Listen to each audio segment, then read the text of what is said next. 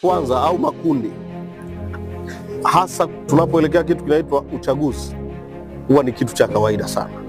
Mimi ninachoweza nikakwambia, matabaka yaliyo ndani ya wilaya hii au ya kata hii wala sio ya hapa tu. Mimi ni kiongozi wa mkoa, ukienda kila mahala utasikia bwana kama alivyosema huyu, na bahati mbaya sana mimi wanashindwa kuelewa timu fulani kwenye jambo gani. Sababu inawezekana mtu akasema mimi timu mbunge kwa sababu ni mbunge wake, na huyu akasema timu mwenyekiti kwa sababu ni mwenyekiti wake. Sasa mimi ninachoweza kusema, swala la matabaka, swala la makundi, aliwahi kusema katibu mkuu wa chama chetu kipindi fulani, zinapofika nyakati za uchaguzi hivi ni vitu vya kawaida sana. Kama alivyosema msemaji mmoja hapa, ameuliza unatajwa kwenye eneo fulani, unatajwa. Nikamwambia na mimi nasikia ninavyotajwa. Kwa hiyo kule kupitia kutajwa huko, watu wanaweza kaamua kujitengenezea makundi.